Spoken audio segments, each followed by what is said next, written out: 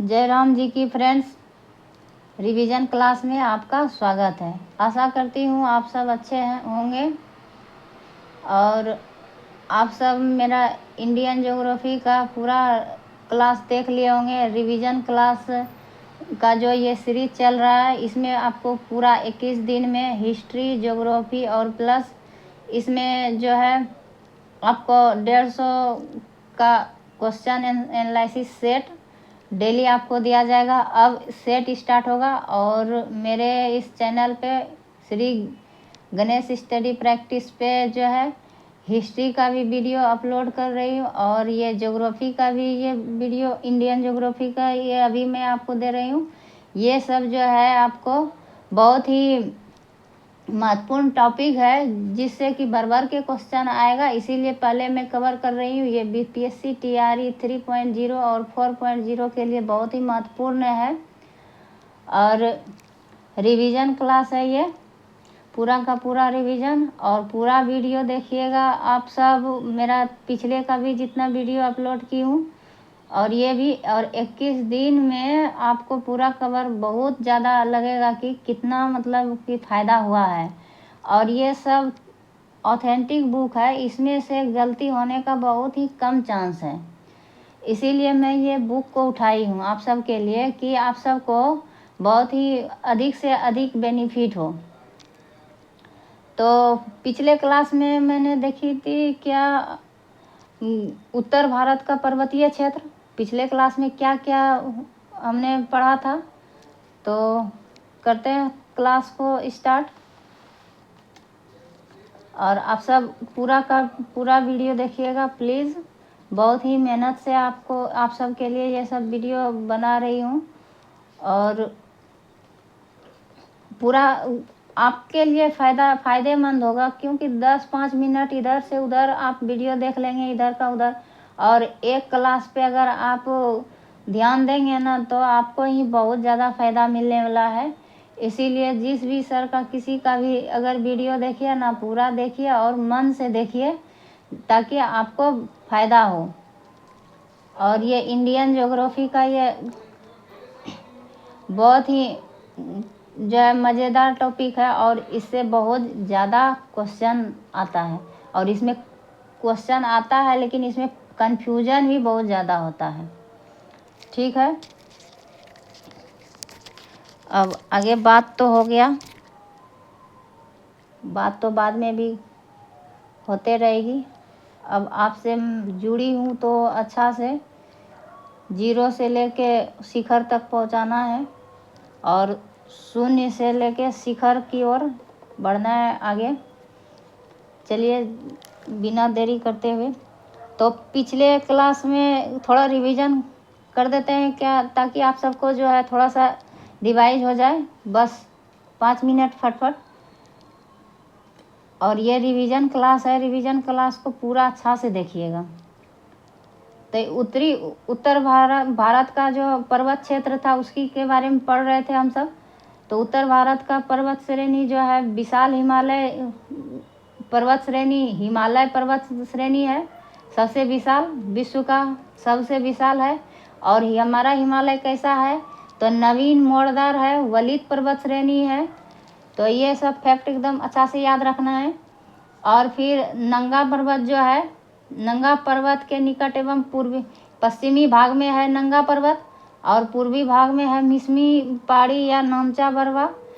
ये पहाड़ी जो है हेयर पिन या अक्षांशीय मोड़ लेता है, तेज तीव्र ढलान है वहाँ पे और हेयर पिन की भांति मोड़ लेता है। तो प्रायद्वीपीय जो भाग है उत्तर की ओर खिसकने लगता है। उत्तर पूर्वी दबाव के कारण क्या होता है, ये प्रायद्वीपीय पठार जो है भारतीय उपमहाद्वीप उत्तर पूर्व की ओर जो है खिसकने लगता है। उसके बाद क्या होता है, हिमालय की पर्वत श्रेणियां प्रायद्वीपीय पठार की ओर, क्या है कि ये पिछले क्लास में आपको बताया गया था कि प्रायद्वीपीय पठार या उत्तर महाद्वीपीय भारत, उत्तर नहीं मतलब सॉरी, प्रायद्वीपीय पठार या भारतीय उपमहाद्वीप यूरेशिया द्वीप के निकट जो है उत्तर पूर्व की ओर गतिशील हो रहा था 700 करोड़ वर्ष पूर्व, और 2 से 3 करोड़ वर्ष पूर्व में जाके आपस में मिला, जिस कारण से पर्वतीय क्षेत्र का निर्माण संभव हो पाया है। तो यहाँ है हिमालय की पर्वत श्रेणियाँ प्रायद्वीपीय पठार की ओर कैसा है, तो उत्तल है। प्रायद्वीपीय पठार तिब्बत की ओर क्या है, तो उत्तल है, कॉन्वेक्स है। और अवतल जो है कॉनकेव हो गई है। पश्चिम से पूर्व की ओर पर्वतीय भाग की चौड़ाई घटती है और ऊंचाई बढ़ती जाती है। तो पूर्व की पश्चिम की ओर चौड़ाई ज़्यादा है, लेकिन पूर्व की ओर संकरा है। पर्वतीय क्षेत्र जो है पूर्व की ओर संकरा है, लेकिन ऊंचाई पूर्व की ओर ज़्यादा है। तो यहाँ तक अब हमने जाना। फिर उसके बाद यहाँ हम कितने प्रमुख क्षेत्र में बांटा है उत्तर का पर्वतीय क्षेत्र, तो 4 प्रमुख क्षेत्र में बांटा है। पहला है ट्रांस हिमालय, दूसरा है महान हिमालय या महान हिमालय, बृहद हिमालय, ग्रेट हिमालय या हिमाद्री, इसी का दूसरा नाम है। दूसरा, तीसरा, चौथा, जितना भी नाम इसका उपनाम बोले तो यही है। फिर तीसरा हो गया आपका हिमालय, हिमाचल श्रेणी या लघु हिमालय या मध्य हिमालय, हिमालय श्रेणी, इसी को कहेंगे तीसरा नंबर। फिर शिवालिक हिमालय हो जाएगा, शिवालिक या निम्न या बाह्य हिमालय हो जाएगा। यह शिवालिक अर्थात निम्न या बाहरी हिमालय, यही हो जाएगा चौथा नंबर का। तो ये 4 भाग में बटा हुआ है हिमालय क्षेत्र। उत्तर का पर्वतीय क्षेत्र 4 भाग में बटा हुआ है। तो हम सब यहाँ से देख चुके थे कि ट्रांस हिमालय का भाग था काराकोरम, लद्दाख और जास्कर, जिसे हम काजल बोले थे, लेकिन काजल नहीं, ऐसे याद रखना कलेजा। तो क्रम से याद रहेगा काराकोरम, लद्दाख और जास्कर। उसके बाद यहाँ देखे थे K2 था भारत की सर्वोच्च ऊंची चोटी K2 गॉडविन ऑस्टिन, जो कि पाकिस्तान अधिकृत क्षेत्र में भी था।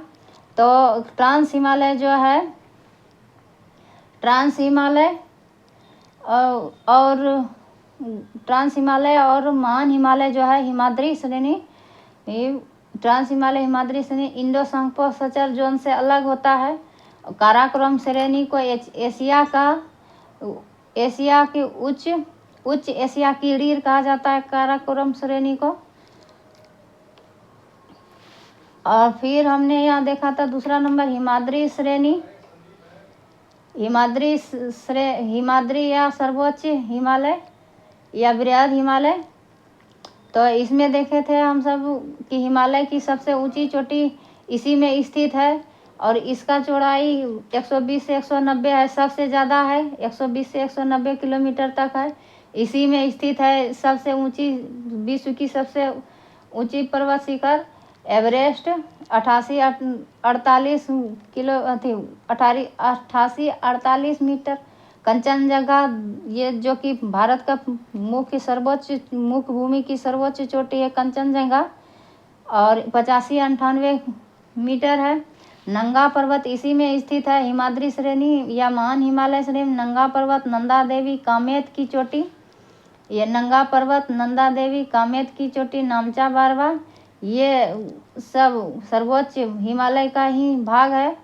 और इस सब का प्रमुख महत्वपूर्ण शिखर है। विश्व की सबसे ऊंची चोटी माउंट एवरेस्ट नेपाल में स्थित है। बृहद हिमालय, लघु हिमालय, महान हिमालय जो है, और मध्य हिमालय या लघु हिमालय, मेन सेंट्रल थ्रस्ट अलग होता है। फिर अब अगला क्लास में आपको यहाँ से स्टार्ट है, आगे है हिमालय श्रेणी अर्थात लघु या मध्य हिमालय। तो इसकी चौड़ाई 80 से 100 किलोमीटर है। इसका चौड़ाई उससे कम होगा। जैसे आपका था लघु हिमालय नहीं, बृहद हिमालय 120 से लेके 190 किलोमीटर तक था, और ये 80 से 100 किलोमीटर तक की चौड़ाई है एवं सामान्य इसका ऊंचाई है 3700 से लेके 4500 मीटर तक ऊंचाई है इसका। और पीर पंजाल, धौलाधर, मसूरी, नाग टिब्बा, महाभारत श्रेणियाँ लघु हिमालय या मध्य हिमालय श्रेणी का ही भाग है। बृहद हिमालय वो लघु हिमालय के मध्य कश्मीर घाटी है। बृहद हिमालय या मध्य हिमालय, महान हिमालय और मध्य हिमालय के बीच में कश्मीर घाटी है, लाहौल स्पीति घाटी है, कुल्लू घाटी है, कांगड़ा घाटी है मिलती है। यहाँ अल्पाइन चारागाह मिलता है। अल्पाइन चारागाह जो पाया जाता है तो इसे कश्मीर घाटी में क्या कहता है, मर्ग या गुलमर्ग या सोनमर्ग कहा जाता है। और इसे ही उत्तराखंड में क्या कहा जाता है, तो बुलगियाल और पयार कहा जाता है। बुलगियाल या पयार कहा जाता है। लघु हिमालय अपने स्वास्थ्यवर्धक पर्यटन स्थल के लिए प्रसिद्ध है। लघु हिमालय और उदाहरण के लिए क्या है, लघु हिमालय का प्रसिद्ध स्थल उदाहरण है शिमला, कुल्लू, मनाली, मसूरी, दार्जिलिंग, ये सब जो है स्वास्थ्यवर्धक पर्यटन स्थल के लिए प्रसिद्ध है। और लघु हिमालय और शिवालिक हिमालय जो है ये दोनों अलग जो होता है, मेन बाउंड्री फॉल से अलग होता है। लघु हिमालय से Shivalik Himalaya main boundary fall के द्वारा अलग होता है। अब चलिए चौथा नंबर क्या है कि चौथा नंबर है शिवालिक अर्थात निम्न हिमालय या बाहरी हिमालय। यही है सबसे कम ऊंचाई वाला और सबसे बाहरी हिमालय भी इसको कहेंगे, या सबसे छोटा हिमालय लिटिल हिमालय भी इसको कहेंगे। और लघु हिमालय को इसको लिटिल हिमालय नहीं, इसको मिडिल हिमालय कहा जाता है। लघु हिमालय को लघु हिंदी में लघु और इंग्लिश में इसको सिर्फ एक ही नाम है, मिडिल हिमालय। तो यहाँ इसको याद रखना है, शिवालिक हिमालय को लिटिल हिमालय या बाहरी हिमालय कहा जाता है। तो यह हिमालय सबसे बाहरी एवं दक्षिणी निचली श्रृंखला है जो हिमालय की सबसे नवीन पर्वत श्रेणियां हैं। तो इसमें क्या है, हिमालय की सबसे नवीन पर्वत श्रेणी यही है और यह 10 से 50 किलोमीटर चौड़ा है। 900 से लेके 1200 मीटर ऊंचा है। इसका सामान्य औसत ऊंचाई जो है इस चौड़ा है 10 से 50 किलोमीटर चौड़ा है, 900 से लेके 1200 मीटर ऊंचा है। अन्य श्रेणी के विपरीत यह खंडित रूप में मिलता है। और शिवालिक और लघु हिमालय के मध्य कई घाटियां हैं। काठमांडू की घाटियां, पश्चिम में इन्हें दून या द्वार कहते हैं, जैसे देहरादून और हरिद्वार। कृषि की अच्छी संभावना होने के कारण इन घाटियों के लोगों का अच्छा बसाव है। तो इसमें शिवालय के निचले भाग को क्या कहते हैं, तो तराई कहते हैं और यह दलदली और वन आच्छादित प्रदेश है।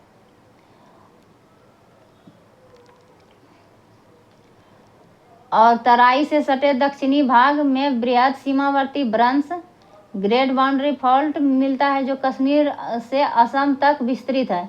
तो क्या है, मेन बाउंड्री फॉल्ट बृहद सीमा, ये कश्मीर से असम तक विस्तृत है। हिमालय प्रायः धनुष की आकृति में है। तिब्बत के पठार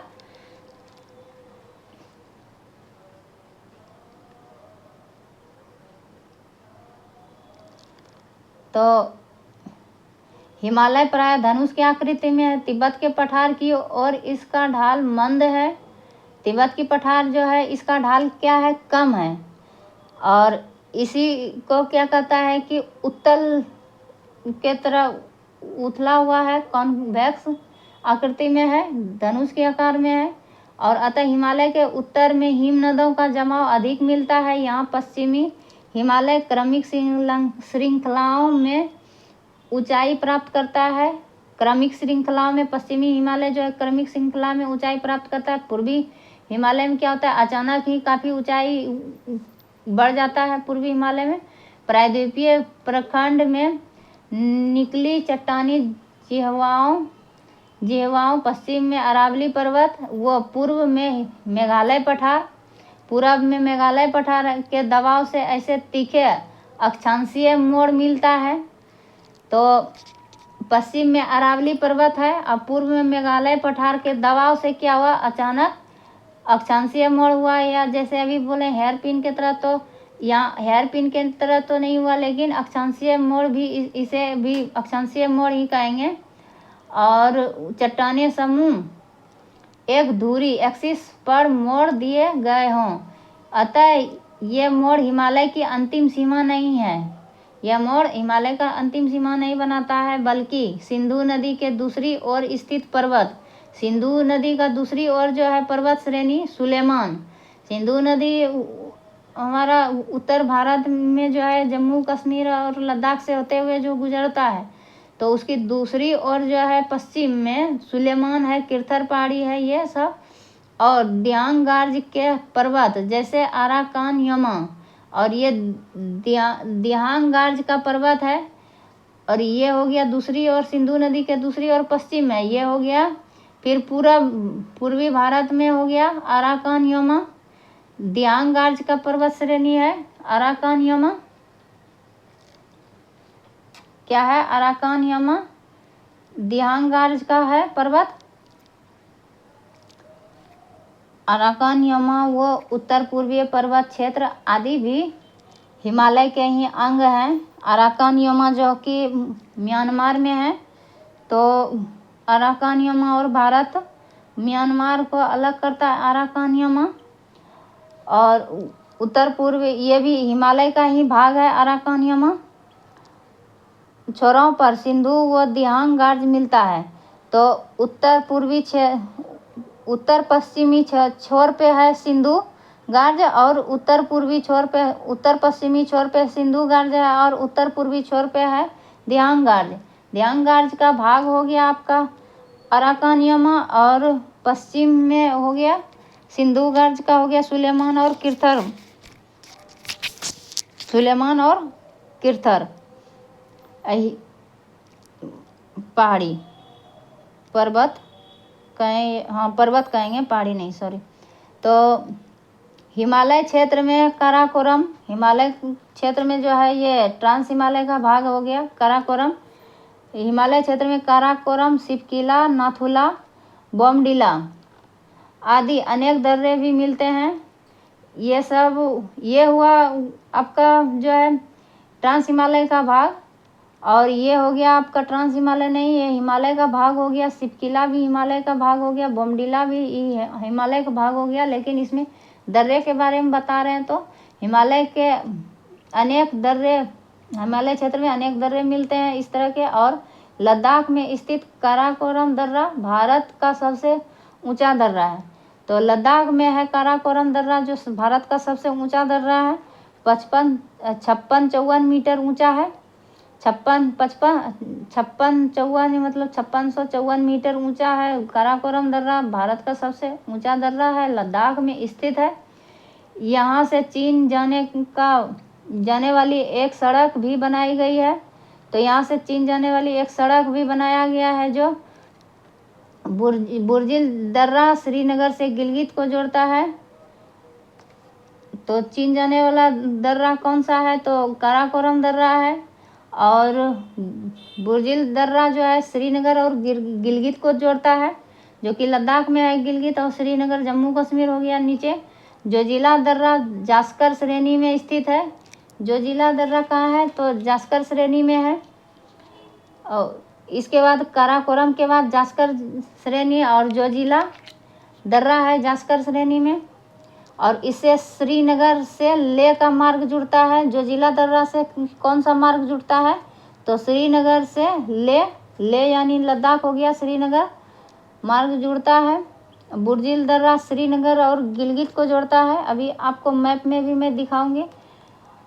और पीर पंजाल दर्रे कुलगांव से कोठी जाने वाली मार्ग गुजरता है। तो पीर पंजाल दर्रा जो है कुलगांव से कोठी जाने वाला मार्ग गुजरता है। बनिहाल दर्रा से जम्मू कश्मीर से श्रीनगर जाता है, तो जम्मू कश्मीर में ही है। जम्मू कश्मीर से जो श्रीनगर जाता है तो वो बनिहाल दर्रा है।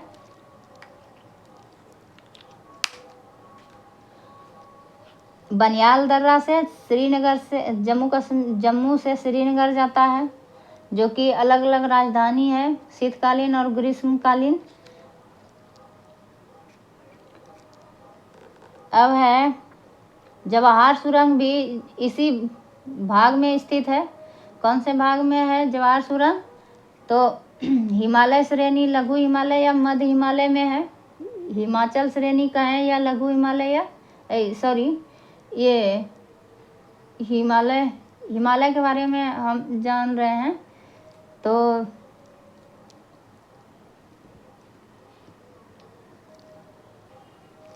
हाँ, तो यहाँ है कि बनिहाल दर्रे का ही भाग है जवाहर सुरंग, इसी का भाग में स्थित है जवाहर सुरंग। बनिहाल दर्रे में जम्मू से श्रीनगर जाने के मार्ग में स्थित है जवाहर सुरंग, यानी कि जम्मू से श्रीनगर जब जाएंगे तो जवाहर सुरंग भी पार करेंगे। और ये बनिहाल दर्रे में है स्थित। सिपकिला दर्रा जो है शिमला से तिब्बत को जोड़ता है। तो सिपकिला दर्रा क्या है? शिमला से तिब्बत को जोड़ता है। शिमला हिमाचल प्रदेश और तिब्बत हो गया तिब्बत, चीन का भाग जो है अभी। तो सिपकिला दर्रा जोड़ता है। बड़ा लचा दर्रा जो से मंडी से, बड़ा लचा दर्रे से मंडी से ले जाने का मार्ग गुजरता है। थांगला दर्रा, माना, नीति व लिपुलेख दर्रा उत्तराखंड की कुमाऊं श्रेणी में स्थित है। तो उत्तराखंड में है, उत्तराखंड के आसपास का क्षेत्र हो गया कुमाऊं श्रेणी। और थांगला, माना, नीति और लिपुलेख दर्रा यह कुमाऊं श्रेणी में ही स्थित है। इनसे मानसरोवर झील वो कैलाश घाटी का मार्ग लिपुलेख दर्रे से होकर जाता है। तो यही मानसरोवर झील है और कैलाश घाटी का मार्ग भी है। लिपुलेख दर्रा ये उत्तराखंड से होकर जाता है। और सिक्किम से स्थित नाथुला दर्रा, नाथुला व जेलेपला दर्रा,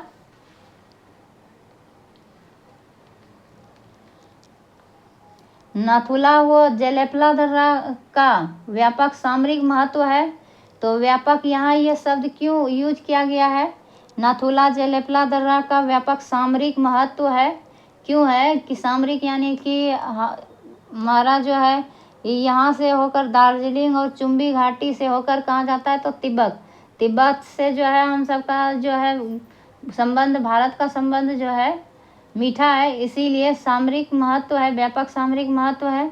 इसी से होकर भारत का और वहाँ से भारत आते जाते हैं, इसीलिए सामरिक महत्व है। किसका? नाथुला दर्रा जो कि सिक्किम में है, जेलेपला दर्रा जो कि सिक्किम में है।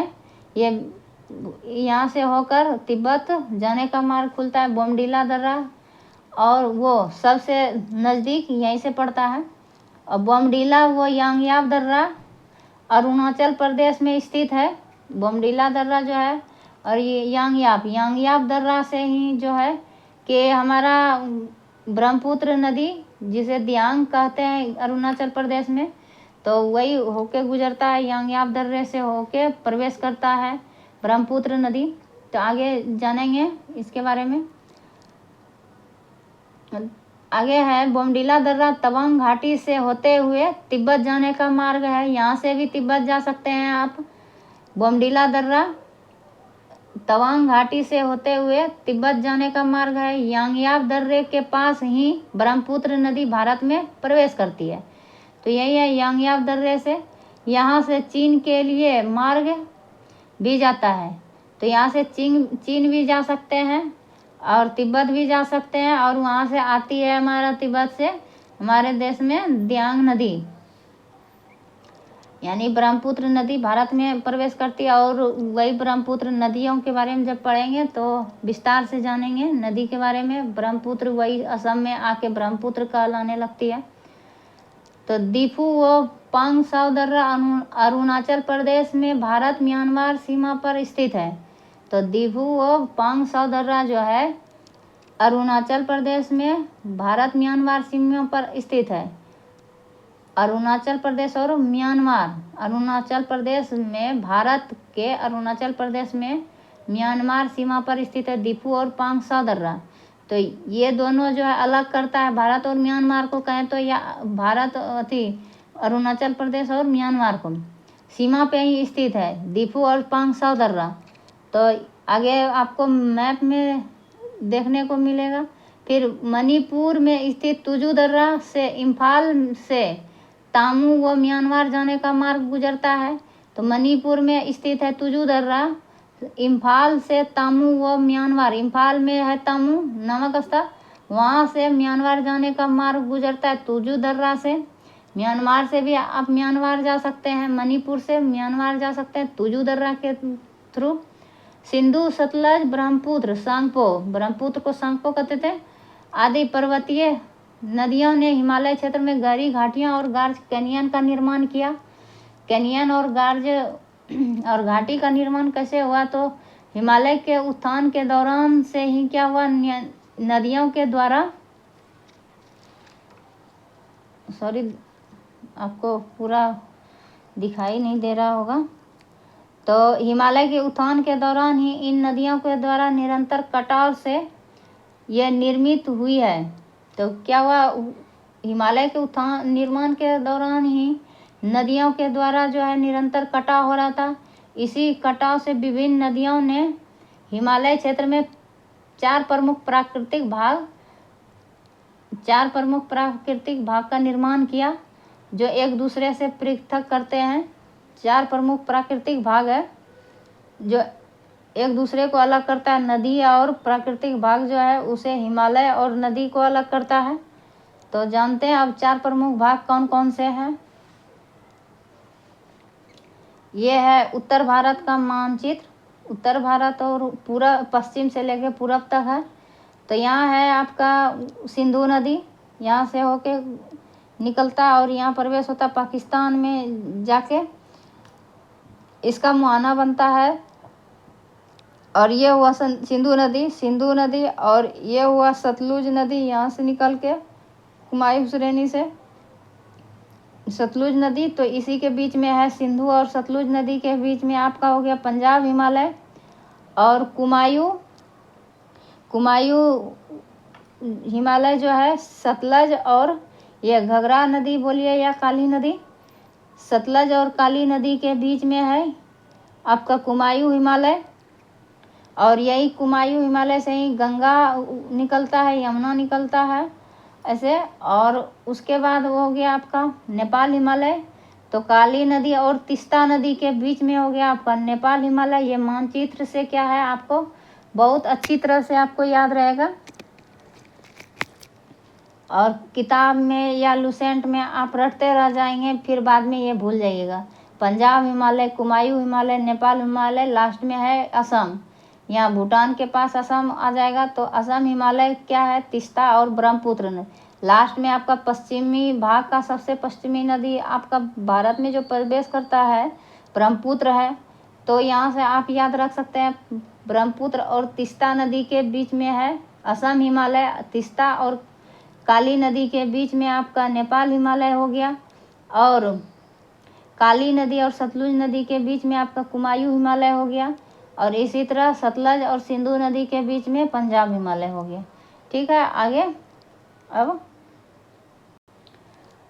इस पे आगे विस्तार से चर्चा करते हैं।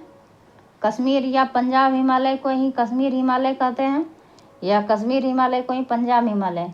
तो एक बात यहाँ याद रखना है कि पंजाब हिमालय जो है कश्मीर और पंजाब में नहीं है। ठीक है, पंजाब का कुछ हिस्सा रखता है, लेकिन पंजाब और कश्मीर हिमालय इसका नाम दिया है, लेकिन पंजाब हिमालय जो है कश्मीर पंजाब में स्थित नहीं है पूरी तरह से, कुछ भाग में है पंजाब हिमालय। तो यह सिंधु और सतलज नदी के मध्य 560 किलोमीटर का लंबाई में जम्मू कश्मीर और हिमाचल प्रदेश, देखिए है ना। तो जम्मू कश्मीर में है, और इसीलिए कश्मीर हिमालय इसको कह सकते हैं। लेकिन पंजाब हिमालय अब किस लिए कहा है, लेकिन कुछ भाग है इसका नाम दे दिया पंजाब हिमालय। तो सिंधु और सतलज नदी के मध्य में 560 किलोमीटर का लंबाई को क्षेत्र ग्रहण करता है, और जम्मू कश्मीर और हिमाचल प्रदेश में फैला हुआ है। 560 किलोमीटर जम्मू कश्मीर और हिमाचल प्रदेश में फैला हुआ है। यहाँ हिमालय क्रमिक रूप से ऊंचाई प्राप्त करता है। क्या होता है कि क्रम से यहाँ ऊंचाई प्राप्त करता है। पहले जास्कर हो गया, ऐसे लद्दाख, काराकोरम, पीर पंजाल, धौलाधर श्रेणी इसी के भाग हैं। तो क्रम से यहाँ ऊंचाई प्राप्त करता है। पहले एक नंबर, फिर उसके दूसरा नंबर ऊंचा, फिर उससे थोड़ा ऊंचा, उससे थोड़ा ऊंचा, यानी कि यहाँ क्रम से ऊंचाई प्राप्त करता है, ना कि अचानक उसकी ऊंचाई बढ़ जाता है। अचानक उसकी ऊंचाई बढ़ता नहीं है पश्चिमी में, कश्मीर हिमालय या पंजाब हिमालय में। तो जास्कर सनेनी, लद्दाख, काराकोरम, पीर पंजल, धौराधर सनेनी इसी का भाग है। हिमालय की चौड़ाई यहाँ सबसे अधिक है। क्या है, यहाँ पश्चिम भाग में आपको पहले ही बताया गया है कि पश्चिमी भाग में, हिमालय के पश्चिमी भाग में या भारत के उत्तर पश्चिमी भाग में सबसे अधिक चौड़ाई है हिमालय क्षेत्र का। एवं यहाँ 250 किलोमीटर से 400 किलोमीटर चौड़ा क्षेत्र में विस्तृत है। 250 से इसकी चौड़ाई कितना, 250 किलोमीटर से लेकर 400 किलोमीटर तक चौड़ाई है सिर्फ। और उसके बाद अब आगे कुमायूं हिमालय दूसरा नंबर, 4 भाग में बटा हुआ है। तो पंजाब हिमालय हो गया या कश्मीर हिमालय। अब कुमायूं हिमालय के बारे में जानेंगे विस्तार से। कुमायूं हिमालय या सतलज और काली नदियों के मध्य में है। देखिए तिस्ता दिया है, तो घाघरा दिया है उसी जगह मैप में, उसी जगह घाघरा को ही काली नदी बोलता है। तो सतलज और काली नदियों के मध्य हिमाचल हिमालय का भाग है। हिमाचल हिमालय भी इसको कहते हैं या कुमायूं हिमालय। तो हिमाचल प्रदेश में नहीं है, लेकिन कुमायूं श्रेणी का भाग है ये हिमाचल हिमालय या कुमायूं हिमालय। सतलज काली नदियों के मध्य में है।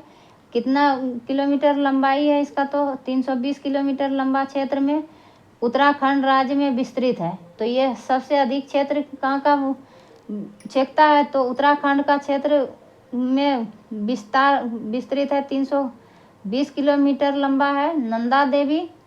नंदा देवी, कामेत, बद्रीनाथ, केदारनाथ, त्रिशूल आदि इसके प्रमुख शिखर हैं। तो इसके प्रमुख शिखर कौन कौन से हैं? नंदा देवी, कामेत, बद्रीनाथ, केदारनाथ, त्रिशूल। इसका प्रमुख शिखर नंदा देवी क्या है, इस श्रेणी की सर्वोच्च चोटी है नंदा देवी। कुमायूं हिमालय या हिमाचल हिमालय का सबसे ऊंची चोटी है नंदा देवी, जो भारत की तीसरी सबसे ऊंची चोटी है। भारत की कौन सी चोटी है? नंदा देवी, तो तीसरी सबसे ऊंची चोटी है। अब आपको मैं मैप में दिखाऊंगी दर्रा के बारे में। यहाँ काराकोरम दर्रा से होके आपको बताया गया था। काराकोरम दर्रा जो है तिब्बत और भारत को जाने का मार्ग है, भारत से तिब्बत जाने का मार्ग है, भारत का लद्दाख से। फिर आपको यहाँ दिखाए थे कि जम्मू कश्मीर से जो है गिलगित को जोड़ता है बुर्जिल दर्रा। फिर यहाँ बनिहाल दर्रा है। बनिहाल दर्रा जो है ये इसी से जवाहर सुरंग यहीं है, और जम्मू कश्मीर को जोड़ता है बनिहाल दर्रा। फिर आपको ये दर्रा का भी यहाँ मैप में नाम नहीं दिया है। तो ये सिपकिला दर्रा जो है, सिपकिला दर्रा तिब्बत और भारत को जोड़ता है। सिपकिला दर्रा से भी होकर आप तिब्बत जा सकते हैं। सिपकिला दर्रा से होके भी तिब्बत जा सकते हैं। और कहाँ है फिर माना नीति दर्रा, ये हो गया आपका उत्तराखंड में। माना नीति दर्रा और थांगला दर्रा भी यहाँ से, और ये सब कुमायूं हिमालय में स्थित है, कुमायूं श्रेणी में। लिपू लेख दर्रा भी यही है उत्तराखंड में, सबसे जो महत्वपूर्ण है। नाथुला जयलेपला दर्रा जो है, नाथुला और जयलेपला, इससे भी होकर तिब्बत का मार्ग गुजरता है, जो कि सामरिक दृष्टि से महत्वपूर्ण है, दार्जिलिंग के पास है। आपका यहाँ हो गया यांगयाप दर्रा, जिससे होके ब्रह्मपुत्र नदी, सांगपो नदी भारत में प्रवेश करती है। पांगसाओ दर्रा यहाँ है स्थित, जो कि अरुणाचल प्रदेश में है, और अरुणाचल प्रदेश और म्यांमार को मिलाता है। यहाँ से होके म्यांमार जा सकते हैं। फिर ये हो गया दीफू दर्रा, अरुणाचल प्रदेश में ही है, यहाँ से भी म्यांमार जाने का मार्ग खुलता है। पांगसा और दीफू दर्रा। तुजू दर्रा जो है मणिपुर में है। मणिपुर का कौन सा स्थान था? मणिपुर का एक छोटा सा नाम है।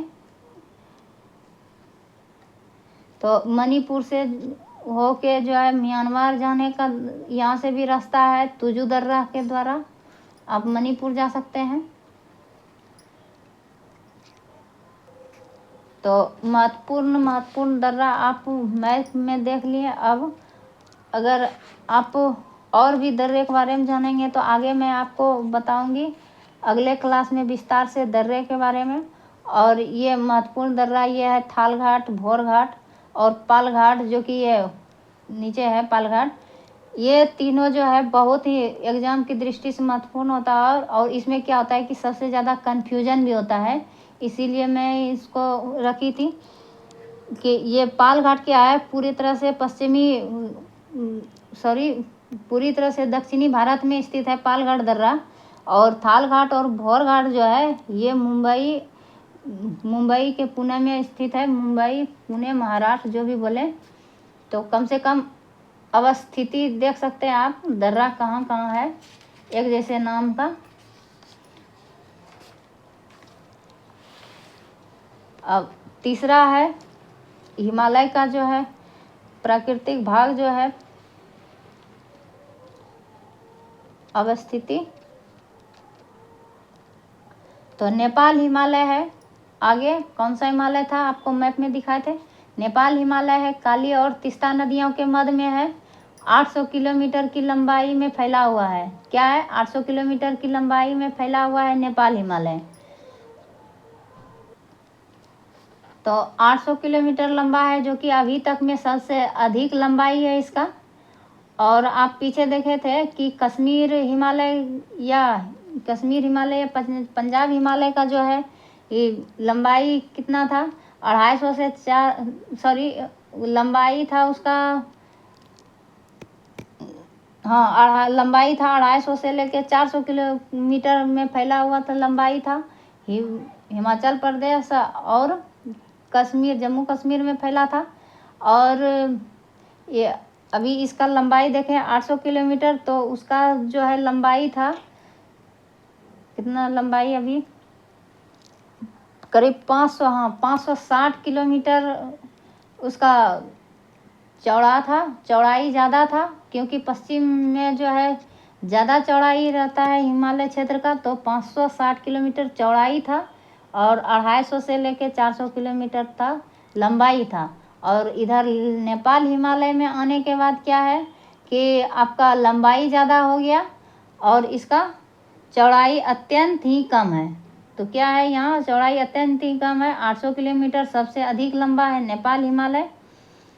यहाँ हिमालय की चौड़ाई अत्यंत कम है, परंतु हिमालय के सर्वोच्च शिखर यहीं मिलते हैं। नेपाल हिमालय में ही सबसे ऊंचा, विश्व का सबसे ऊंचा पर्वत शिखर देखने को मिलता है। एवरेस्ट की चोटी, कंचनजंगा, मकालू आदि ये पर्वत सब नेपाल हिमालय में ही देखने मिलता है। अब आगे है असम हिमालय। तो चौथा प्राकृतिक भाग जो बना हुआ है, नदी और हिमालय, नदियों ने क्या किया है, हिमालय को बांट दिया है। तो असम हिमालय है, तीस्ता और दियांग या सांगपो ब्रह्मपुत्र नदियों के बीच में है। नदियों के बीच में 720 किलोमीटर की लंबाई है। तो दूसरा नंबर पे अब आ गया है असम हिमालय, जो कि इसका लंबाई 720 किलोमीटर है। और 560 किलोमीटर तो आपका था कश्मीर हिमालय का लंबाई। और उसके बाद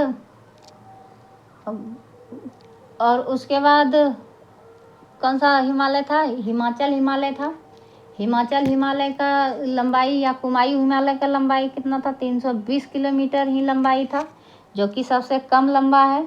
और सबसे अधिक हो गया लंबाई नेपाल हिमालय का, दूसरे नंबर पे हो गया आपका असम हिमालय का 720 किलोमीटर। फिर तीसरे नंबर पे पूरे तरह से पश्चिम चले जाइए तो पश्चिम में हो गया आपका कश्मीर हिमालय या पंजाब हिमालय का लंबाई हो गया 560 किलोमीटर। और चौथे नंबर पे आपका आ जाएगा 320 किलोमीटर हिमाचल हिमालय या कुमायूं हिमालय।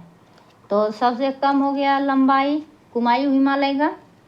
तो इसी तरह असम हिमालय क्या है, तीस्ता और दियांग ब्रह्मपुत्र नदियों के बीच में है। 720 किलोमीटर लंबाई में सिक्किम, असम व अरुणाचल प्रदेश राज्य में भूटान देश में विस्तृत है। तो सिक्किम और असम अरुणाचल प्रदेश राज्य में भूटान देश में विस्तृत है। तो ये भूटान कौन सा है देश में जो है विस्तृत है, तो भूटान देश में भी स्थित है। और असम हिमालय सिक्किम में है, असम में, और अरुणाचल प्रदेश राज्य में ये सब फैला हुआ है। और हिमालय की ऊंचाई यहाँ सबसे कम हो जाता है, पुनः यहाँ सबसे कम हो जाता है, ऊंचाई कम होता है, लंबाई में भले दूसरे स्थान पे आ जाएगा और चौड़ाई में भी कम हो जाएगा। चौड़ाई में तो कुछ दिया ही नहीं है। अब जानेंगे प्रायद्वीपीय पठार के बारे में। तो प्रायद्वीपीय पठार के बारे में अब जानेंगे। क्या है प्रायद्वीपीय पठार? तो प्रायद्वीपीय पठार प्राचीन गोंडवाना भूमि का भाग है। क्या है ये प्रायद्वीपीय पठार? पहले भी आप जान चुके हैं पिछले क्लास में कि प्राचीन गोंडवाना भूमि का भाग है। यह इसका आकार कैसा है? त्रिभुजाकार है। इसकी आकृति त्रिभुजाकार की आकृति है प्रायद्वीपीय पठार का। इसकी औसत ऊंचाई कितना है? तो 600 से लेके 900 मीटर तक औसत ऊंचाई है इसका प्रायद्वीपीय पठार का। 600 से लेके 900 मीटर तक औसत ऊंचाई है। अरावली और राजमहल और शिलांग की पहाड़ियाँ, शिलांग मेघालय की पहाड़ियाँ इस पठार की उत्तरी सीमा पर फैली है। तो प्रायद्वीपीय पठार का जो है उत्तरी सीमा ये त्रिभुजाकार में है और उत्तरी सीमा जो है ये इस प्रकार के हैं आपका प्रायद्वीपीय पठार। ये इसका जो है त्रिभुजाकार में है ऐसे करके। तो उत्तरी सीमा पे जो है क्या फैला है? अरावली श्रेणियाँ फैला हुआ है, छोटा नागपुर का पठार फैला हुआ है और उत्तरी सीमा में राजमहल का पहाड़ी, राजमहल वही हो गया, छोटा नागपुर का पठार, अरावली और शिलांग की पहाड़ी ये उत्तरी सीमा पे है। क्या है? ये उत्तरी सीमा पे है। शिलांग मेघालय, राजमहल, छोटा नागपुर और अरावली ये उत्तरी सीमा पे है प्रायद्वीपीय पठार का उत्तरी सीमा पे। यहाँ हो गया आपका अरावली ऐसे, और यहाँ हो गया आपका छोटा नागपुर का पठार, और यहाँ हो गया आपका मेघालय का पठार या शिलांग का पठार। तो इसी प्रकार आप जानेंगे ताकि आपका कन्फ्यूजन नहीं हो थोड़ा सा, क्योंकि ये बुक है, ये बुक पे मैं नहीं स्केच कर सकती हूँ। तो इस पठार की उत्तरी सीमा पर फैली है। और राजमहल वो मेघालय की पहाड़ियों के मध्य राजमहल गारो खासी गारो गैप, राजमहल और गारो गैप स्थित है। तो मेघालय का ही जो है प्रायद्वीपीय पठार का उत्तरी सीमा में फैला हुआ है। राजमहल वो मेघालय का पहाड़ी के बीच में क्या है? राजमहल गारो गैप है। राजमहल और हिमालय के पठार के बीच में कौन सा है? राजमहल गारो गैप है, जो जलोढ़ निक्षेप के ढकने के बाद बना है। तो जलोढ़ निक्षेपों द्वारा ढक जाने से निर्मित हुआ है। प्रायद्वीपीय पठार की ढाल उत्तर, प्रायद्वीपीय पठार का ढाल उत्तर में किस प्रकार है, पूरब में किस प्रकार है और पश्चिम में किस प्रकार है, तो जानेंगे। तो प्रायद्वीपीय पठार की ढाल उत्तर और पूरब की ओर है। क्या है? प्रायद्वीपीय पठार का ढाल कैसे है? तो उत्तर और पूरब की ओर है। इधर उत्तर और पूरब की ओर है। यहाँ से जो नदियाँ निकलेंगे तो इधर जाएगी, इधर जाएगी, इधर जाएगी। प्रायद्वीपीय पठार का ढाल जो है उत्तरी भाग में उत्तर पूरब की ओर है और इधर ऊंचाई ज़्यादा है इस प्रकार से।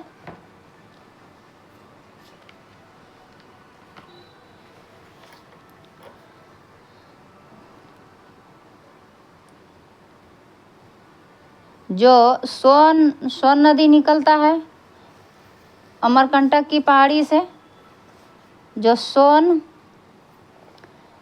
चंबल दामोदर नदी की दिशा से स्पष्ट होता है।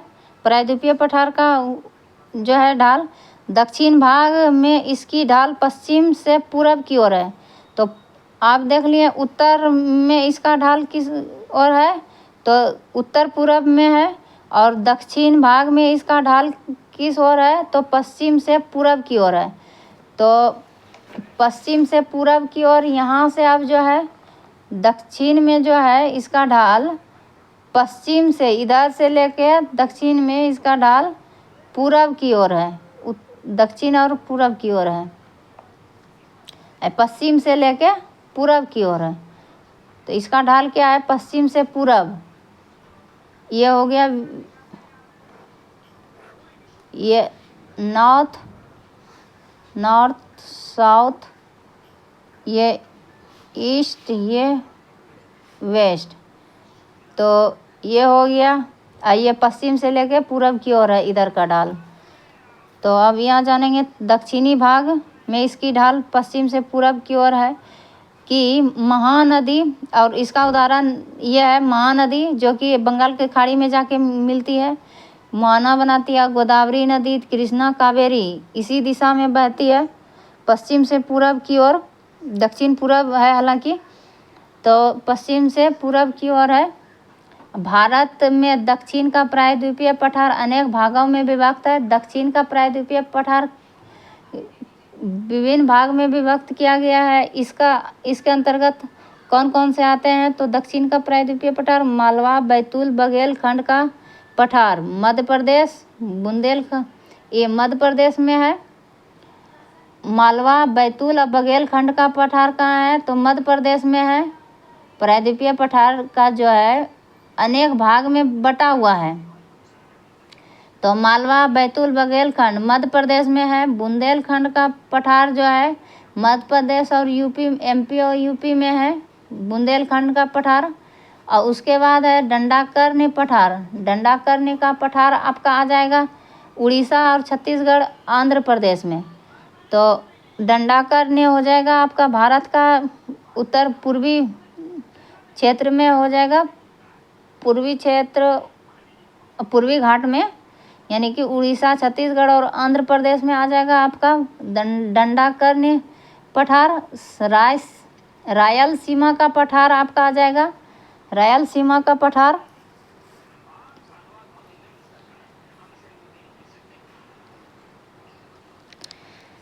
रायलसीमा का पठार कर्नाटक व आंध्र प्रदेश क्षेत्र में फैला हुआ है। रायलसीमा का पठार तेलंगाना का पठार आंध्र प्रदेश में फैला हुआ है, और शिलांग का पठार मेघालय में है, और हजारीबाग, छोटा नागपुर झारखंड क्षेत्र में शामिल है। तो कितना पठार हो गया आपका, शिलांग का पठार, छोटा नागपुर का पठार, शिलांग का पठार, तेलंगाना का पठार, फिर आ गया रायलसीमा का पठार, और दंडाकर्णी का पठार, बुंदेलखंड पठार, बघेलखंड पठार, मालवा का पठार। तो ये सब पठार हो गया आपका प्रमुख। उसके बाद है प्रायद्वीपीय पठार, अत्यधिक घर्षित प्राचीन पठार है। तो प्रायद्वीपीय पठार क्या है, अत्यधिक घर्षित प्राचीनी पठार है। यहाँ प्राचीन पर्वतमालाओं के अवशेष मिलता है। यहाँ क्या है, यहाँ भी पर्वतमाला था जिसमें कि हिम से आच्छादित होता है, उसे पर्वतमाला कहता है। अधिक ऊंचाई को जो छूता है उसे पर्वतमाला कहता है। तो प्राचीन पर्वतमाला का अवशेष भी मिलता है यहाँ, और हिम आच्छादन के भी प्रमाण मिलने हैं यहाँ।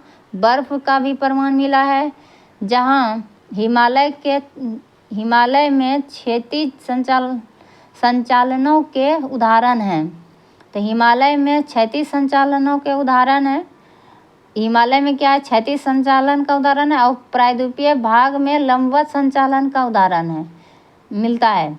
अरावली श्रेणियाँ किस प्रकार का श्रेणियाँ है, तो कब इसका अरावली श्रेणी कब का है, तो प्री कैम्ब्रियन काल की ही है, चट्टानों से निर्मित है अरावली की श्रेणियाँ।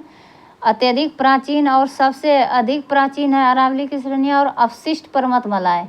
ये अरावली श्रेणियाँ के बारे में हमेशा आता है यहाँ से क्वेश्चन, कैसा पर्वतमाला है, तो अवशिष्ट पर्वतमाला है।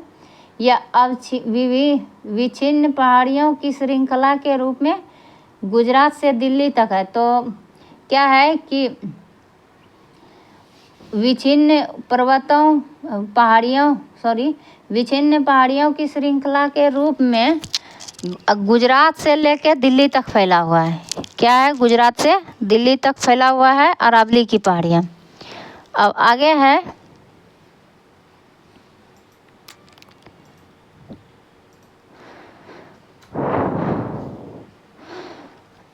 है इसकी चौड़ाई दक्षिण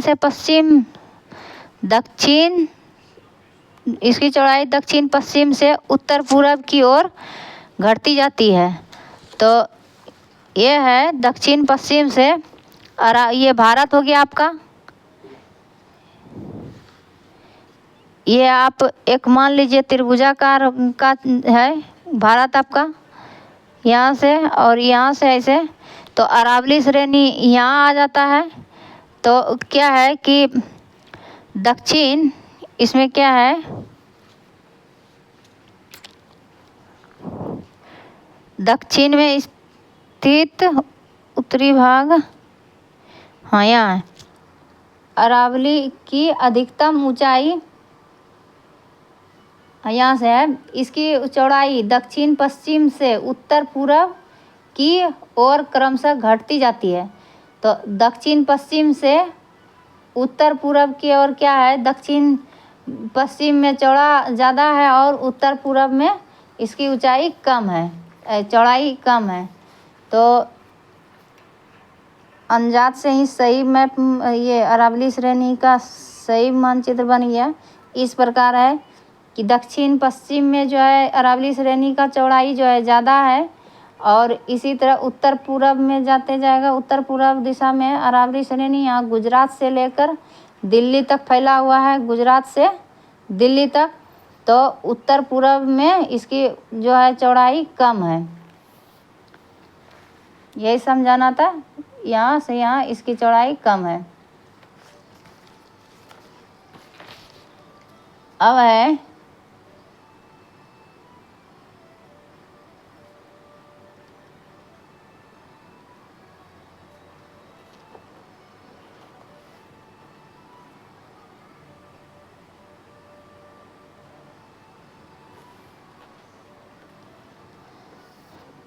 तो अरावली श्रेणी का जो है, अरावली श्रेणी के माउंट आबू में स्थित है। उसकी सबसे ऊंची चोटी है गुरु शिखर, जो कि 1722 मीटर है, 1722 मीटर ऊंचाई है इसका।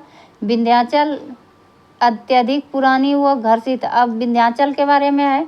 विंध्याचल कैसा पर्वत श्रेणी है? तो अत्यधिक पुरानी व घर्षित मोड़दार पर्वत श्रेणी है, यह मालवा पठार के दक्षिण में है। तो आप यहाँ देखें कि मालवा पठार इस तरह एक आपका हो गया। आपको साफ साफ थोड़ा मैप में बता देती हूँ।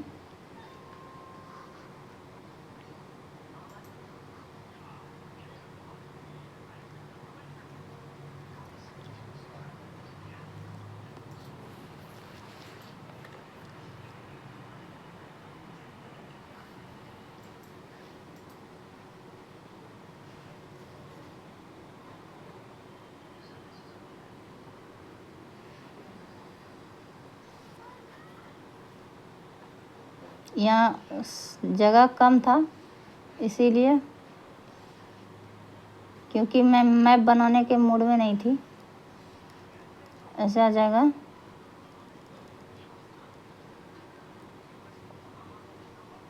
इधर बड़ा हो जाएगा, इधर छोटा, चलिए कोई नहीं।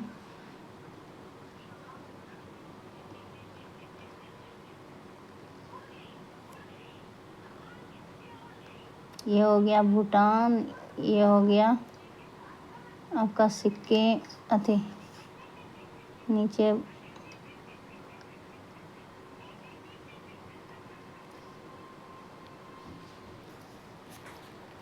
चलिए कोई बात नहीं, जैसे भी बना मैप। फूल नहीं आ रहा है इसमें।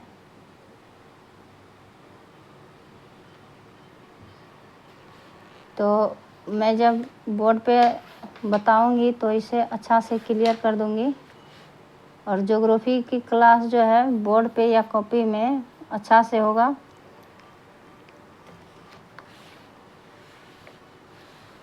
यहाँ है। तो क्या है कि मालवा का पठार के दक्षिण में, यहाँ आपका मालवा का पठार है, आपने देखा यूपी एमपी में है मालवा का पठार, यूपी यहाँ से छुएगा, यूपी और एमपी यहाँ से छुएगा, तो यहीं यूपी एमपी में है मालवा का पठार, यहाँ पे एमपी यहाँ से छिका हुआ है। तो इसके दक्षिण में है विंध्याचल की पहाड़ी, तो जान गए इसके दक्षिण में, मालवा पठार का दक्षिण में है विंध्याचल का पहाड़ी।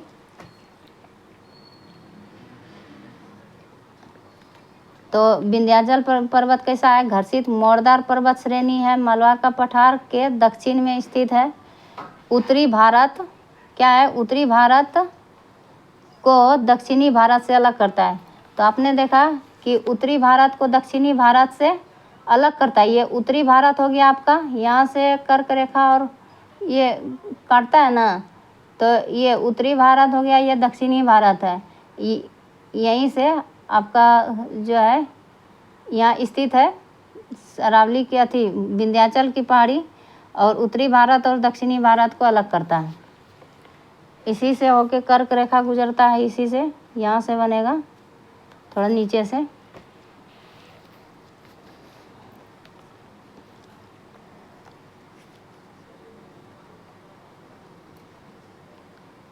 तो विंध्याचल की पहाड़ी उत्तरी भारत को उत्तरी दक्षिणी भारत को 2 बराबर भागों में बांटती है। इसकी औसत ऊंचाई कितना है विंध्याचल पहाड़ी की, तो 700 से लेकर 1200 मीटर तक औसत ऊंचाई है। और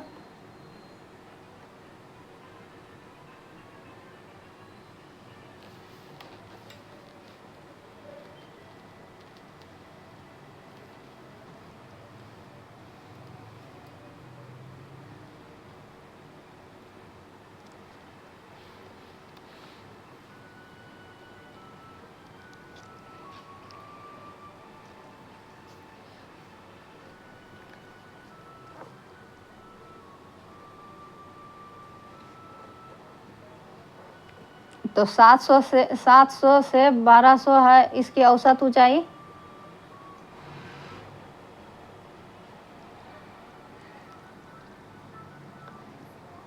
मीटर तक। यह पश्चिम से पूरब की ओर भारनेर, कैमूर और पारसनाथ पहाड़ियों के रूप में झारखंड तक लगभग 1050 किलोमीटर की लंबाई में विस्तृत है। तो 1050 किलोमीटर की लंबाई में विस्तृत है।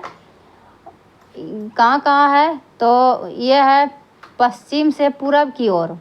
तो पश्चिम से लेके पूरब की ओर है विंध्याचल की पहाड़ी पर्वत श्रेणी, जो घर्षित मोड़दार पर्वत श्रेणी है। पश्चिम से पूरब की ओर भारनेर, कैमूर व पारसनाथ की पहाड़ियों के रूप में है झारखंड तक जो फैला हुआ। पारसनाथ की पहाड़ी झारखंड का सबसे ऊंची चोटी हो गया। तो 1050 किलोमीटर की लंबाई में फैला हुआ है। सतपुड़ा ब्लॉक पर्वत, अब सतपुड़ा के बारे में है। सतपुड़ा ब्लॉक पर्वत फोल्ड माउंटेन हो गया। सतपुड़ा ब्लॉक पर्वत का उदाहरण है जिसके दोनों ओर नर्मदा और सतपुड़ा जो है, सतपुड़ा के दोनों ओर में है, उत्तर में नर्मदा नदी और दक्षिण में हो गया ताप्ती नदी प्रसिद्ध है। तो सतपुड़ा के दोनों ओर नर्मदा और ताप्ती प्रसिद्ध भूभ्रंश घाटियाँ स्थित है। उसके बाद है सतपुड़ा पर्वत श्रेणी विंध्याचल के दक्षिण में समांतर फैला हुआ है। तो विंध्याचल के दक्षिण में है सतपुड़ा पर्वत श्रेणी और उसी के समांतर फैला हुआ है, जो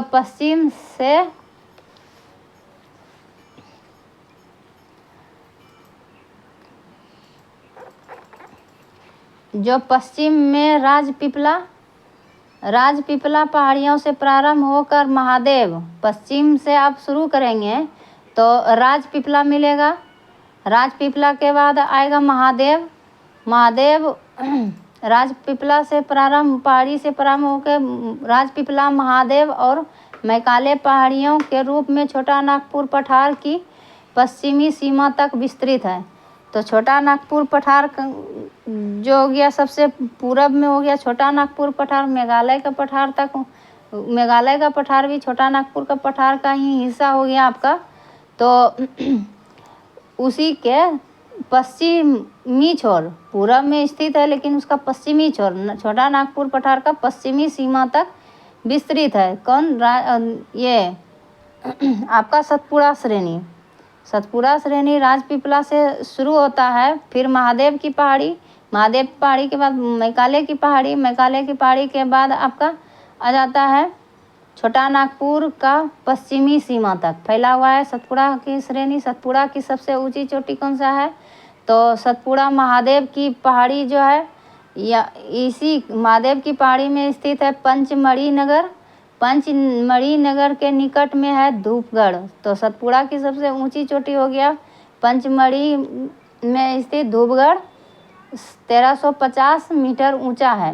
धूपगढ़ की पहाड़ी 1350, धूपगढ़ की चोटी का है तो अच्छा रहेगा। धूपगढ़ की चोटी 1350 मीटर ऊंचा है। और मैकाले पहाड़ी का सबसे ऊंचा चोटी हो गया अमरकंटक। मैकाले का सबसे ऊंचा चोटी हो गया अमरकंटक की पहाड़ी, जो कि 1036 मीटर। तो अमरकंटक की पहाड़ी, मैकाले पहाड़ी का सबसे ऊंची चोटी हो गया अमरकंटक की चोटी। तो ये हो गया 1036 मीटर ऊंचा हो गया, जहाँ से अमरकंटक की चोटी से ही निकलता है अमरकंटक की पहाड़ी बोलिए या चोटी। ये हो गया मैकाले का सबसे ऊंची चोटी अमरकंटक की चोटी। और अमरकंटक की श्रेणी से ही सोन नदी, नर्मदा नदी, दामोदर नदी का उद्गम होता है। तो यहीं से 3 नदियां निकलता है। प्रमुख 3 नदी कौन कौन से है? सोन नदी जो कि गंगा की सहायक नदी है, नर्मदा नदी जो कि खंभात की खाड़ी में मुहाना बनाती है, फिर दामोदर नदी बंगाल की खाड़ी में गिरती है। तो दामोदर नदी ये भी गंगा की सहायक नदी हो जाता है। तो दामोदर, सोन, नर्मदा नदी जो है कहाँ से निकलता है? अमरकंटक की पहाड़ी से। अब मैकाले श्रेणी से पूर्व की ओर, मैकाले श्रेणी से पूर्व की ओर जाने पर क्या होता है? छोटा नागपुर व राजमहल की पहाड़ियाँ मिलती हैं। तो आपने जाने कि राजमहल से पश्चिम की ओर या मैकाले की पूर्व में क्या है? छोटा नागपुर या राजमहल का पहाड़ी मिलता है। मेघालय में क्या है? गारो, खासी और जयंतिया पहाड़ियाँ वस्तुतः दक्षिण प्रायद्वीप का ही अंग है। तो ये क्या है?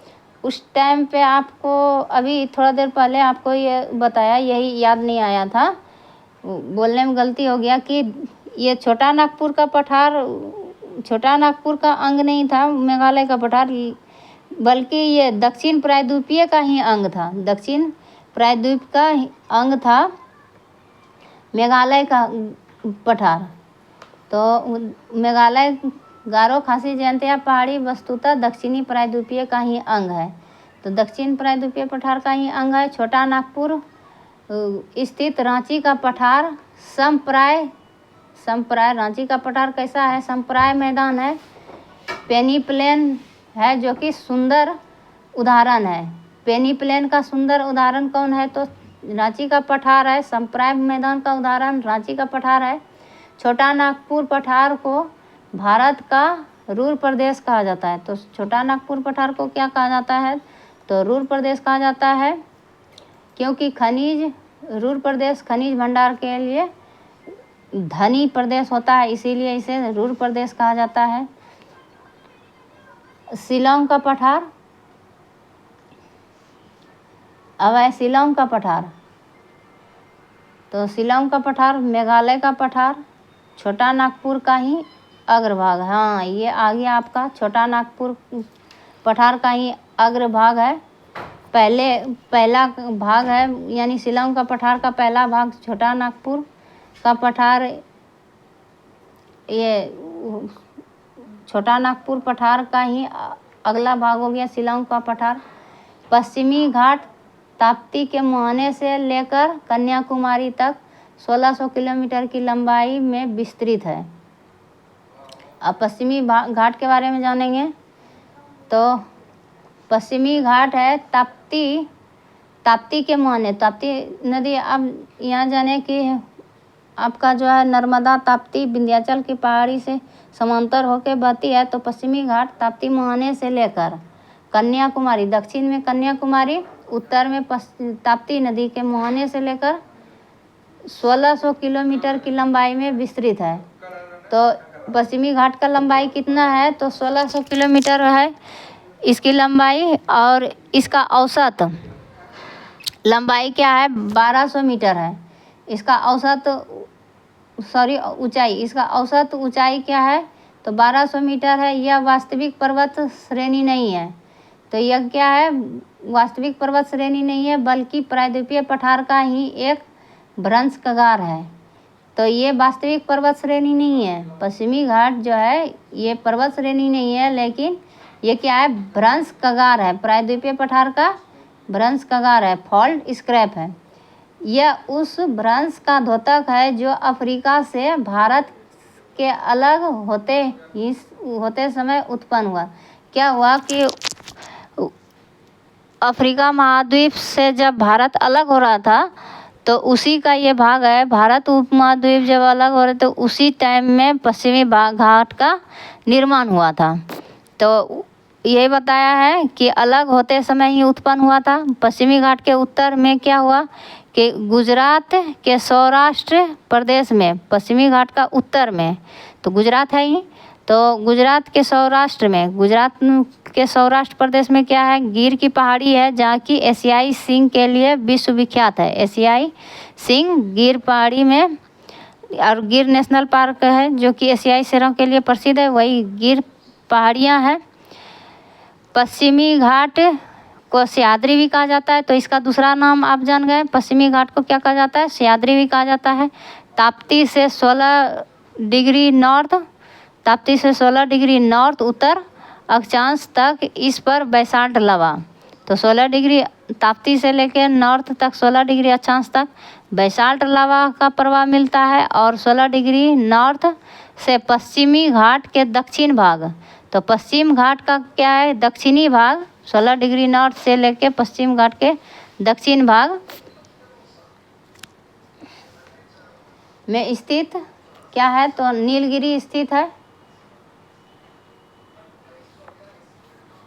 तो इसमें ग्रेनाइट नीलगिरी स्थित है। तो नीलगिरी, इसमें पश्चिमी घाट में कौन कौन से चट्टान मिलता है, तो ग्रेनाइट और नीस, ये प्राथमिक चट्टान हुआ। अग्नेय चट्टान ये प्राथमिक चट्टान भी कह सकते हैं। तो ग्रेनाइट नीस भी मिलता है। थाल घाट, भोर घाट और पाल घाट पश्चिमी घाट के प्रमुख दर्रे हैं।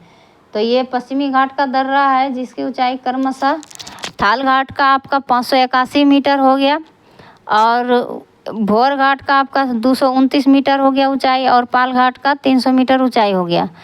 तो महाराष्ट्र में उत्तरी सह्याद्री में स्थित थाल घाट दर्रे ऊंचाई, उत्तरी सह्याद्री में जो है महाराष्ट्र का उत्तरी भाग, थाल घाट दर्रा का उत्तरी भाग में उसकी ऊंचाई क्या है, 583 मीटर है। इसका औसत हो गया 581, और अधिक हो गया इसका अधिकतम उत्तरी भाग में, तो 583 मीटर है। ये मुंबई, नागपुर, कोलकाता जाने वाली रेल मार्ग और सड़क मार्ग से गुजरता है। यहीं से गुजरता है मुंबई, नागपुर और कोलकाता रेल मार्ग और सड़क मार्ग इसी से होकर गुजरता है। भोर घाट भी महाराष्ट्र में उत्तरी सह्याद्री में ही स्थित है। तो उत्तरी सह्याद्री में ही थाल घाट और भोर घाट महाराष्ट्र के उत्तरी सह्याद्री में ही स्थित है। तो ये कहाँ से होके जाती है इसका मार्ग, तो मुंबई, पुणे, बेलगांव, चेन्नई रेल मार्ग और सड़क मार्ग दोनों गुजरता है इससे।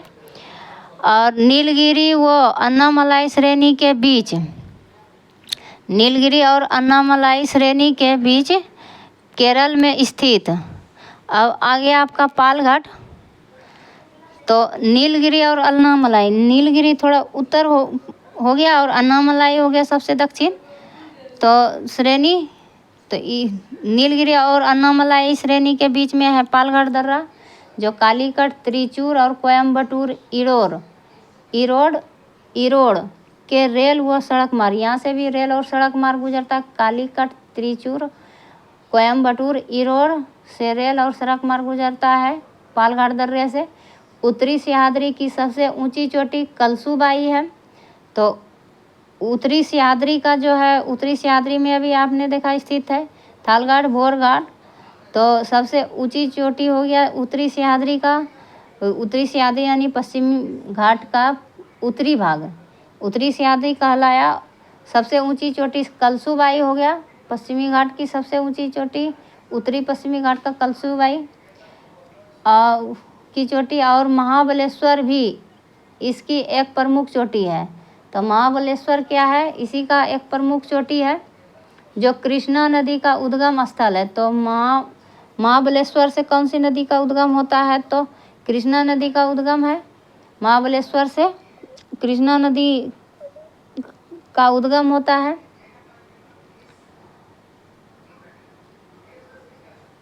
नीलगिरी की अधिकतम ऊंचाई दोदा बेटा है। तो नीलगिरी का सबसे ऊंची चोटी दोदा बेटा है, 2637 मीटर ऊंचा है। प्रसिद्ध पर्यटक स्थल और ऊटक मंडक या ऊटी, प्रसिद्ध पर्यटक स्थल ऊटक मंडक या ऊटी नीलगिरी में ही स्थित है। तो आप नीलगिरी घूमने भी जा सकते हैं। ये प्रसिद्ध पर्यटक स्थल है और जो कि ऊटक मंडक या ऊटी भी कहते हैं। ऊटी नाम से तो प्रसिद्ध है, लेकिन ऊटक मंडक नाम आ जाएगा आपका इसमें नीलगिरी का प्रसिद्ध स्थल ऑप्शन में आ जाएगा ऊटक मंडक। तो आप कन्फ्यूजन में हो जाएंगे। तो ऊटी का ही ऊटक मंडक नाम है, नीलगिरी में ही स्थित है। नीलगिरी के दक्षिण में अन्नामलाई की पहाड़ी फैली है। तो नीलगिरी का दक्षिण में कौन सा है, अन्नामलाई है। अन्नामलाई की सबसे ऊंची चोटी हो गया आपका अनायमुड़ी जो कि 2695 मीटर ऊंचा है। अन्नामलाई की सबसे ऊंची, जो कि यही दक्षिण भारत की सबसे ऊंची चोटी हो जाएगा। पश्चिमी घाट सह्याद्री इसी के नाम से जाना जाता है। पश्चिमी घाट को सह्याद्री के नाम से भी जाना जाता है। वो संपूर्ण दक्षिण भारत का भी सर्वोच्च ऊंची चोटी। तो आपने देखा कि उत्तरी सह्याद्री का कलसूबाई था सबसे ऊंची चोटी। उत्तरी सह्याद्री या पश्चिमी घाट के उत्तरी भाग का सबसे ऊंची चोटी कलसूबाई। और आपने देखा फिर ये पश्चिमी घाट का सबसे ऊंची चोटी का ये या संपूर्ण दक्षिण भारत का ऊंची चोटी अनायमुड़ी। अनायमुड़ी 2695 मीटर जो है तो सबसे ऊंची चोटी है दक्षिण भारत का सबसे ऊंची चोटी। अनायमुड़ी के निकट ही पालिनी और इलायची पहाड़ी है। अनायमुड़ी के निकट में ही पालिनी और इलायची पहाड़ी है। तो पहले आ जाएगा अनायमुड़ी के बाद आ जाएगा पालिनी की पहाड़ी, फिर उसके दक्षिण में आ जाएगा कार्डमम हिल या इलायची पहाड़ी, एक ही को कहते हैं। तो इसकी पहाड़ियाँ फैली है। सबसे दक्षिण में आपका आ जाएगा, आता है सजाने क्रम से कि उत्तर से दक्षिण की ओर क्रम से सजाएं। आपको दे देगा अनायमुड़ी, इलायची पहाड़ी, पालिनी पहाड़ी, इसी प्रकार। तो आप सबसे लास्ट में इलायची की पहाड़ी डालेंगे, फिर पालिनी, फिर अनायमुड़ी, दक्षिण से उत्तर की ओर में। तो कार्डमम की पहाड़ियाँ फैली है। सेनकोट्टा गैप कार्डमम पहाड़ी में ही स्थित है। तो एक प्रमुख है सेनकोट्टा गैप जो कि इलायची की पहाड़ी में ही है स्थित, प्रसिद्ध पर्यटक स्थल है। सेनकोट्टा गैप किसके लिए प्रसिद्ध है, तो पर्यटक स्थल के लिए प्रसिद्ध है। प्रसिद्ध पर्यटक स्थल कोडाई कनाल, यहाँ सेनकोट्टा गैप नहीं है पर्यटक के लिए प्रसिद्ध, यहाँ है कोडाई कनाल जो है यह पर्यटक स्थल के लिए प्रसिद्ध है जो कि पालिनी पहाड़ी में स्थित है। और पालिनी पहाड़ी तमिलनाडु राज्य में स्थित है। क्या है, तमिलनाडु राज्य में पालिनी की पहाड़ी स्थित है। अब पूर्वी घाट के बारे में, पश्चिमी घाट तो बहुत बड़ा चैप्टर है और पश्चिमी घाट के बारे में एकदम अच्छा से गहराई से जान गए। अब पूर्वी घाट के बारे में, इसमें बहुत छोटा है, ज़्यादा नहीं है। पूर्वी घाट श्रृंखलाबद्ध रूप में नहीं मिलता है। तो पूर्वी घाट जो है क्रमबद्ध तरीके से नहीं मिलता है, क्योंकि इसका कारण है कि महानदी गोदावरी, कृष्णा और कावेरी नदियाँ पूर्वी घाट से ही होके गुजरता है, जो कि बंगाल की खाड़ी में मुहाना बनाती है। तो आदि नदियाँ ने इसे जगह जगह पर क्या किया है, काट दिया है। देखिए जगह जगह पे काट दिया है। पूर्वी घाट की सबसे ऊंची चोटी कौन सा है? तो उड़ीसा की अरमाकोंडा। तो उड़ीसा पूर्वी घाट का सबसे ऊंची चोटी हो गया आपका उड़ीसा में स्थित है अरमाकोंडा या विशाखापत्तनम चोटी। तो विशाखापत्तनम चोटी भी कह सकते हैं। विशाखापट्टनम एक बंदरगाह भी हो गया, तो इससे भी याद रख सकते हैं। उड़ीसा पूर्वी घाट की सबसे ऊंची चोटी विशाखापत्तनम चोटी या इसी का दूसरा नाम है अरमाकोंडा की चोटी। पूर्वी घाट को सबसे उत्तरी भाग में उत्तरी पहाड़ी, पूर्वी घाट का सबसे उत्तरी भाग में उत्तरी पहाड़ी, उत्तरी सरकार कहेंगे, उत्तरी पहाड़ी को उत्तरी सरकार कहेंगे, और मध्य में कुड़प्पा। तो पूर्वी घाट के मध्य में कुड़प्पा पहाड़ी और दक्षिण में तमिलनाडु पहाड़ी है। तो उत्तरी में तो आपका पूर्वी घाट का उत्तरी में उत्तरी सरकार कहेंगे, ये याद रहेगा, लेकिन मध्य वाला याद रखना पड़ेगा, काहे कि दक्षिण में तो तमिलनाडु है, ये है, तो याद रहेंगे कि तमिलनाडु पहाड़ी। लेकिन मध्य वाला याद रखना है, पूर्वी घाट का मध्य वाला भाग कुड़प्पा पहाड़ी है, ठीक है। पूर्वी घाट का मध्य वाला भाग कुड़प्पा की पहाड़ी और दक्षिण में तमिलनाडु पहाड़ी से नाम से जाना जाता है। आगे है नल्लामला, एरामला, एर्रामल्ला, नल्लामल्ला, एर्रामल्ला, वेलिकोंडा, पालकोंडा। तो कुड़प्पा पहाड़ी सेवराय जवादी तमिलनाडु पहाड़ियों के अंतर्गत आते हैं। क्या है कि नल्लामला, एर्रामल्ला, वेलिकोंडा और पालकोंडा कुड़प्पा पहाड़ी भी सेवराय व जवादी तमिलनाडु, सेवराय पहाड़ी भी और जवादी पहाड़ी भी तमिलनाडु पहाड़ियों के अंतर्गत आता है।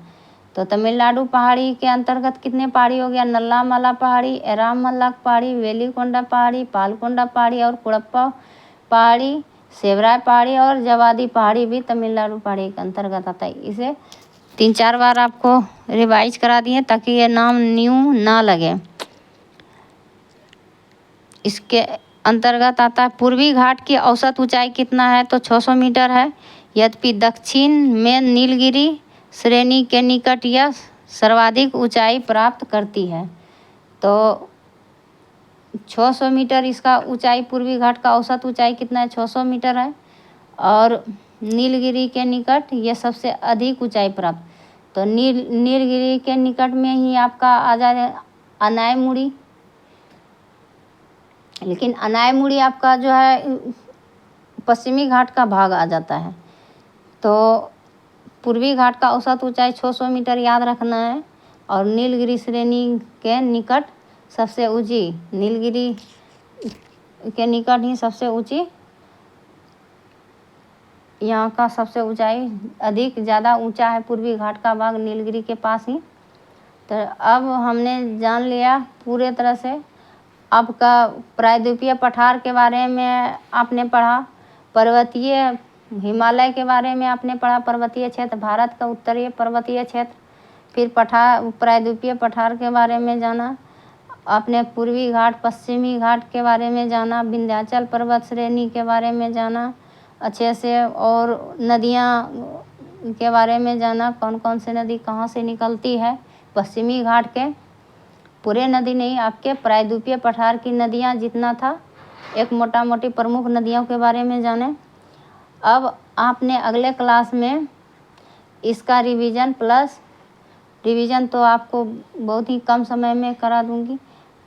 और आगे वाला क्लास में आपने उत्तर भारत का विशाल मैदान के बारे में जानेंगे। ये महत्वपूर्ण टॉपिक होगा आपका, और इसे अगला वीडियो आप देखना मत भूलें।